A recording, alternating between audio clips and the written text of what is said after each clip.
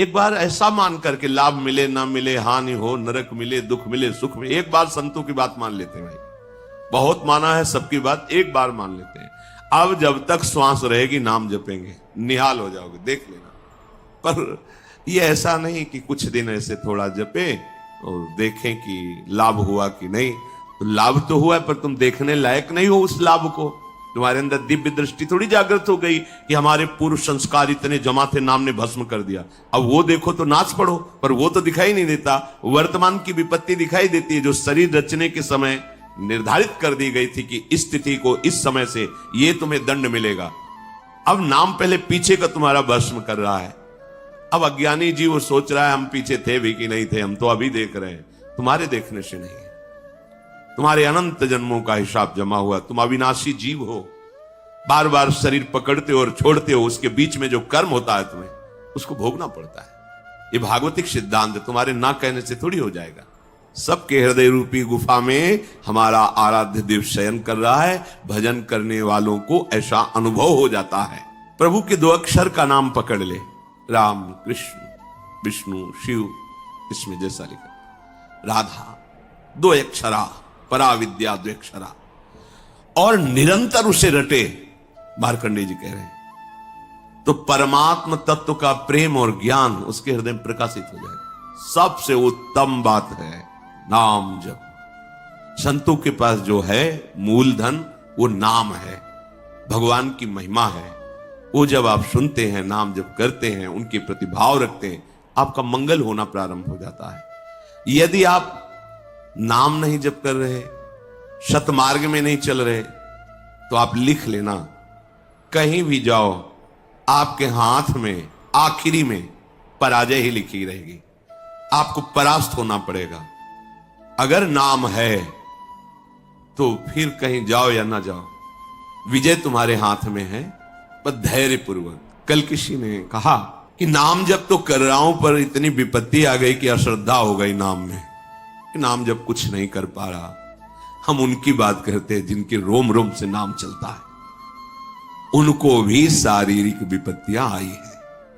ऐसे चरण रख देते थे तो वो भूमि बोलती थी विट्ठल विट्ठल विट्ठल। भूमि उनके ऊपर खोलता हुआ गर्म पानी फफोला ही फफोला शरीर पड़ गया। हा विट्ठल जल रहा हूं, ऐसा बोले श्री तुकाराम जी। तुम कितना जप करते होगे? क्या भगवान निर्दयी है? क्या वो क्षमा नहीं कर सकते थे? विधान है। प्रहलाद जी के रोम रोम से हरि हरि, कितना। ये बातें नहीं देखनी। नाशवान शरीर है, यहां सब परिवर्तनशील है। ये 2 अक्षर इसलिए पकड़े गए हैं कि अब हमें मां के गर्भ में न जाना पड़े और सब विपत्ति सहने की सामर्थ्य मिले, और अंत समय तक मुझे अपने प्यारे से मिलन हो जाए, प्रभु से मिलन हो जाए। ये बीच में जो आपको मिलता है, ये एक मिलना नहीं है, बिछुड़ना ही है। प्रतिपल हर वस्तु नष्ट हो रही, ध्यान से देख लो। रखी रहने दो उससे, आप देखो तुम्हारे योग्य नहीं रह जाएगी। या प्रयोग कर लो तो 6 घंटे में देखने योग्य नहीं रह जाएगी, विष्ठा बन जाएगी। 5 मिनट बाद बमन कर दो, घृणा पैदा हो जाएगी। सब नाशवान परिवर्तनशील है। इसको ऐसा ना सोचो कि नाम जप कर रहे हैं तो हमारा काम नहीं बना, विपत्ति हो गई तो अश्रद्धा कर। सिद्धांत को समझो, हजारों बार कहा है। जब आप नाम जब शुरू करोगे तो पहले वो मल का नाश करता है, अनर्थ निवृत्ति करता है, जो आगे आपको भयानक जन्म मरण रूपी कष्ट, भयानक विपत्तियां देने वाला है, पहले उसको भस्म करेगा। अब ये शरीर तो बन गया है प्रारब्ध से, इसको तो समय समय पर जो दुख सुख का विधान है वो आएगा। नाम जब उसको सहने की सामर्थ्य देगा। अश्रद्धा की जरूरत क्या है? अश्रद्धा किए तो पूर्व संस्कार आपके आगे तक आपको सताते रहेंगे। मान लीजिए ये वो औषधि जो जड़ मूल से रोग का नाश करती है। नाम लेत भव सिंधु सुखाही, करहु विचार सुजन मन माही। सूख जाएगा, तैरने की नाव की भी जरूरत नहीं। नाम लेत भव सिंधु सुखाही, सब नष्ट हो जाएगा आपका दुख संकट। सत्य वस्तु को कोई स्वीकार करना नहीं चाहता। नाटक को सत्य मान करके, ये संसार एक माया का नाटक है, वो इसे सत्य मान करके इसे भोगना चाहता है, इसका स्वामी बनना चाहता है, मायापति बनना चाहता है। सत्य बात स्वीकार कर ले तो आनंद मगन हो जाए, पर सत्य कड़ुआ लगता है। लगता है ये ठीक है, प्रवचन करो, सुन लिया, पर हमें चाहिए ये। तो जो चाहिए वो कितने दिन के लिए, कितने मिनट के लिए, पर वर्तमान का सुख भोगी मन इतना निश्चय कर लेता है कि ये चाहिए, और अपना जीवन पूरा का पूरा जीवन चाहिए में। और जो चतुर होता है वो जाहे न चाहिए कबहू कछ, नहीं नहीं, तो वो जो चाहिए मांग रहे हैं वो उसके पीछे लुटता घूमता है, और उसके सामने सच्चिदानंद भगवान होते हैं। और जिसको चाहिए उसके सामने माया होती, कुछ पकड़ में ही नहीं आता, पूरा जीवन निकल जाता है, कुछ हाथ में नहीं। अब जा रहे हो अपने देश, क्या है तुम्हारे पास? कुछ नहीं, यही चिंतन है। ये चिंतन तो आगे का जन्म निर्णय कर देगा। हाँ, राधा राधा कहा है, अब ये जमा है, टूटने न पावे तार, संधि बनी रहे, राधा राधा राधा राधा राधा। तो क्या बोले, ये 2 अक्षर ही तुम्हें परमात्म तत्व का ज्ञान और प्रेम प्रदान कर देंगे, बहुत पढ़ने की जरूरत नहीं। सैकड़ों शास्त्र हैं, सैकड़ों शास्त्रों के वाक्य हैं, क्या क्या पकड़ोगे? जीवन बहुत थोड़ा है, क्या करें? बस नाम पकड़ लो। एक बार ऐसा मान करके, लाभ मिले ना मिले, हानि हो, नरक मिले, दुख मिले, सुख में, एक बार संतों की बात मान लेते हैं भाई। बहुत माना है सबकी बात, एक बार मान लेते हैं। अब जब तक श्वास रहेगी नाम जपेंगे, निहाल हो जाओगे, देख लेना। पर ये ऐसा नहीं कि कुछ दिन ऐसे थोड़ा जपे और देखें कि लाभ हुआ कि नहीं। तो लाभ तो हुआ है, पर तुम देखने लायक नहीं हो उस लाभ को। तुम्हारे अंदर दिव्य दृष्टि थोड़ी जागृत हो गई कि हमारे पूर्व संस्कार इतने जमा थे, नाम ने भस्म कर दिया। अब वो देखो तो नाच पड़ो, पर वो तो दिखाई नहीं देता। वर्तमान की विपत्ति दिखाई देती है, जो शरीर रचने के समय निर्धारित कर दी गई थी कि इस तिथि को, इस समय से ये तुम्हें दंड मिलेगा। अब नाम पहले पीछे का तुम्हारा भस्म कर रहा है। अब अज्ञानी जी वो सोच रहा है हम पीछे थे भी कि नहीं थे, हम तो अभी देख रहे हैं। तुम्हारे देखने से नहीं, तुम्हारे अनंत जन्मों का हिसाब जमा हुआ। तुम अविनाशी जीव हो, बार बार शरीर पकड़ते हो और छोड़ते हो, उसके बीच में जो कर्म होता है तुम्हें उसको भोगना पड़ता है। ये भागवतिक सिद्धांत तुम्हारे ना कहने से थोड़ी हो जाएगा। तो जो बोध है, मोक्ष है, प्रेम है, ये आपको सहज में प्राप्त हो जाएगा यदि 2 अक्षर, द्व्यक्षराद अभिसंधाय, अपनी जीव से जोड़ते रहो, राधा राधा राधा राधा। जिसके मन में इस बात पर विश्वास ना हो, संशय भरा रहे, तो वो सुन ले, ना उसे इस लोक में ना परलोक में उसे सुख की प्राप्ति नहीं हो सकती। ए, नाम पकड़ लो, मान जाओ, हृदय की बात कहते हैं, ऐसा बचाता है, पूरे जीवन देखा है। अगर वो ना हो तो माया ऐसे जाल रचती है कि लगता है अब क्या, तब लगता है नहीं, ये चकाचौंध माया की नाम नाम, वो एक इतना मजबूत पकड़, वो फिर माया हिला नहीं पाती, वो पकड़ पार हो जाता है। ऐसे ऐसे मगरमच्छ हैं इस माया में कि लील जाए पता भी न चले कि वो था भी कि नहीं था। बिल्कुल मान लीजिए, नायम लोकोस्ति न परो न सुखम संशयात्मना। इस लोक में परलोक में कहीं भी सुख नहीं मिलता जो संशयात्मा, और भगवान ने भी कहा संशयात्मा विनश्यति, जो संशय आत्मा है उसका नाश हो जाता है। नाश का मतलब पतन हो जाता है। ज्ञान मोक्ष तो बहुत दूरी की बात है, उसे शांति सुख भी प्राप्त नहीं होता। इसलिए जो ज्ञान वृद्ध पुरुष हैं उनके कथन पर ध्यान दे, मार्कंडे जी कह रहे हैं, वयोवृद्ध नहीं कह रहे, जो ज्ञान वृद्ध हैं उनके कथन पर ध्यान दे, उनके वचनों पर ध्यान दे। उनके वचनों से में शास्त्रों का वास्तविक प्रयोजन क्या है ये पता चल जाएगा कि हमारे जीवन का प्रयोजन क्या है। हम जिए चले जा रहे हैं, कर्म करते चले जा रहे हैं, भोगते चले जा रहे हैं, मेरा लक्ष्य क्या है, मेरा विश्राम स्थल क्या है। तब आपको समझ में आएगा विश्राम स्थल भगवत प्राप्ति है। इंद्रियाणाम प्रसादेन तदेतत् परिवर्जयेत् तस्मादनशनम दिव्यम निरुद्धेन्द्रिय गोचरम। अतः मेरी बात ध्यान से सुनो, सबको चाहिए कि इंद्रियों को पवित्र कर लो। तो इंद्रियों के पवित्र तीर्थ स्नान से नहीं होंगे। कैसे होंगे? निषिद्ध विषय भोगों का त्याग करने से इंद्रियां और मन पवित्र हो जाता है। जो धर्म कहता है भोग लो, धर्म विरुद्ध यदि भोग भोगा, हर इंद्री का भोग है। जैसे खान पान के लिए सात्विक भोजन, अच्छे से 56 भोग बनते हैं अपने, 56 भोग प्रभु को जब भोग लगते हैं। देखो बिहारी जो राधा 56 भोग बनते, कितने सुंदर सुंदर स्वादिष्ट पदार्थ। अब निषिद्ध भोग, प्याज लहसुन मांस मछली, ये सब गंदी चीजें जो तमोगुण पैदा करके राक्षसी वृत्ति का निमंत्रण दे दे। एक एक इंद्री का विषय हो। जनेन्द्री, गृहस्थ हो, धर्मयुक्त है, आपने पाणी ग्रहण संस्कार किया है, आप तो आपकी जनेन्द्री भोग भोगते हुए भी पवित्र है। नेतेंद्री, अपनी बहन को कैसे देखते हो, अपनी मां को कैसे देखते हो, अपनी बेटी को कैसे देखते हो, ऐसे दूसरे की बहन दूसरे की बेटियों में जिससे पाणी ग्रहण किया है वो पत्नी है। इसके अलावा शास्त्र का आदेश है, नेत्रेंद्री पवित्र तभी होगी जब आपका दर्शन सही होगा, तभी तो ये भगवत दर्शन करने के अधिकारी बनेंगे। चाहे लाख समझाओ, पर ये मनमुखी चाल चलने वाले मानते नहीं हैं। सर्वांतर्यामी हृदय में बैठा है, तुम लुक छुप करके गलत दर्शन कर रहे हो, तो तुम भगवत दर्शन के कैसे अधिकारी हो सकते हो? इंद्रियां कब पवित्र होती हैं? जब निषिद्ध भोगों का त्याग कर दिया जाता है। ये तीर्थ स्नान दान से पवित्र नहीं होती। शास्त्र सम्मत भोगों को भोगिए, निषिद्ध भोगों का त्याग कीजिए, तो मन सहित 5 ज्ञानेंद्रियां पवित्र हो जाएंगी। शास्त्र सम्मत कर्म कीजिए तो 5 कर्मेंद्रियां पवित्र हो जाएंगी। बचा क्या? आत्मा तो पवित्र है ही, वो कभी अपवित्र हो ही नहीं सकती। बात बन गई। इंद्रियों की निर्मलता विषय भोगने से रोकने से होती है। विषयों के सेवन से इंद्रियां मलिन हो जाती हैं। बड़ा गूढ़ रहस्य है ये।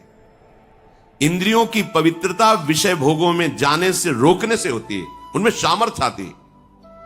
आगे प्रसंग आता है, जब गांधारी जी ने सुना कि धृतराष्ट्र जी के साथ हमारा ब्याह हो रहा है और वो नेत्रहीन है, ब्याह तय हो गया।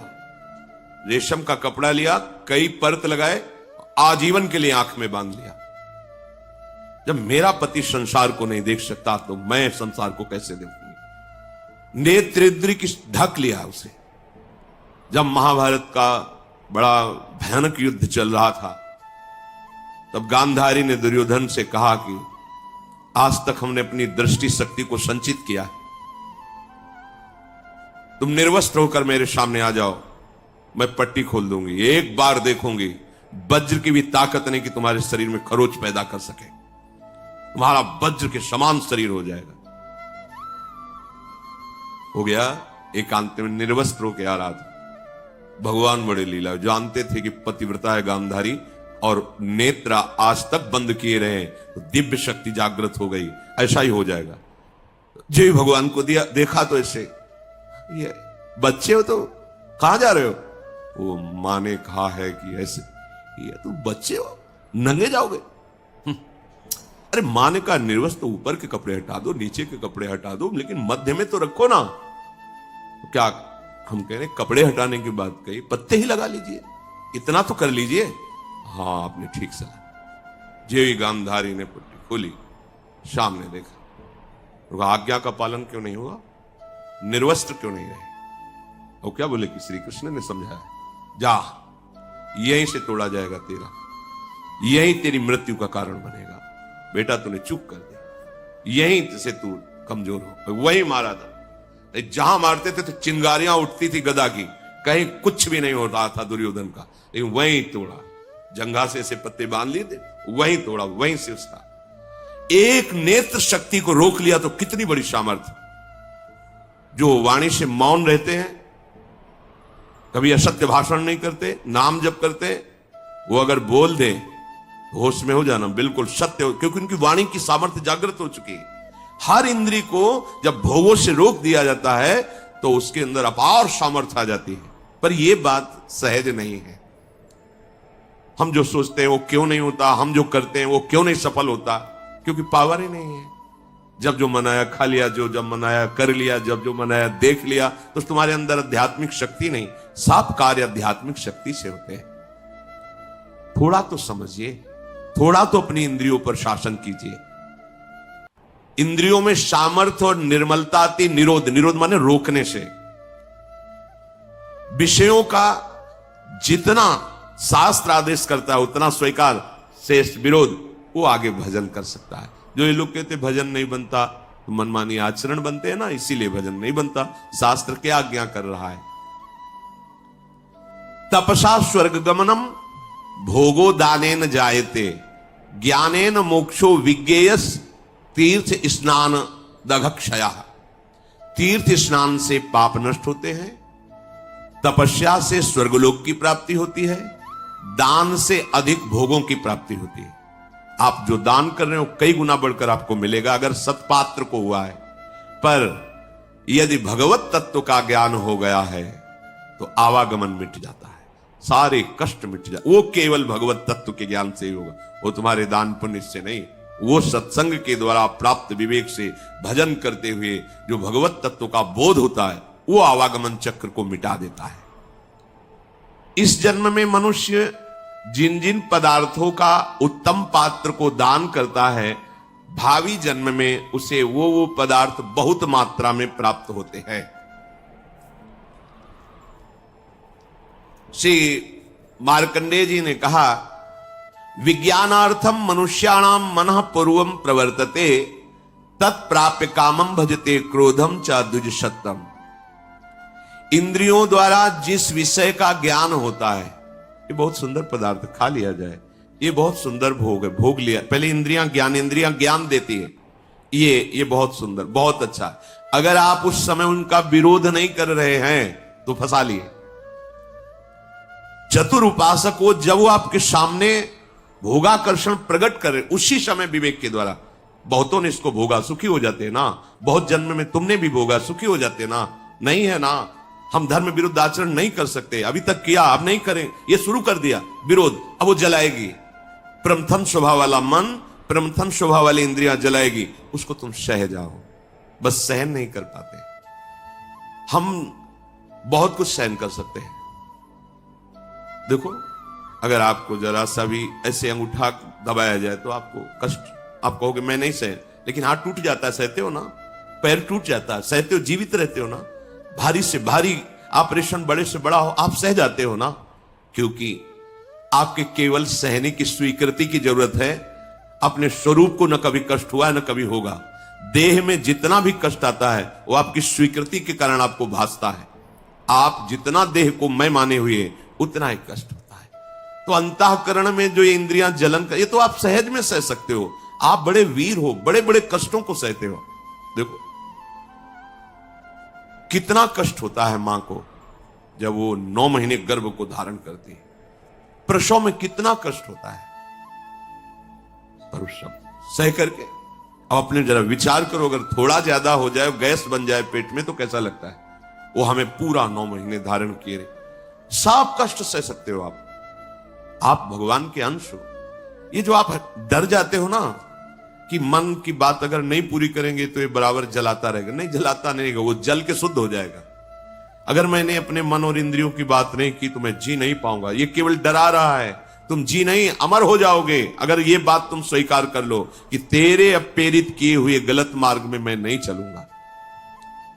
इंद्रियों द्वारा किसी विषय का ज्ञान जब आपको कराया जा रहा है, बहुत ध्यान से साधक उपासक जन सुने, तो वो सबसे पहले मन को घसीटती है इंद्रियां, अपने में मिलाती है, क्योंकि ये इंद्रियों का नेता है। अगर ये ना कर दे तो कोई भी इंद्रिय अपना कार्य नहीं कर सकती।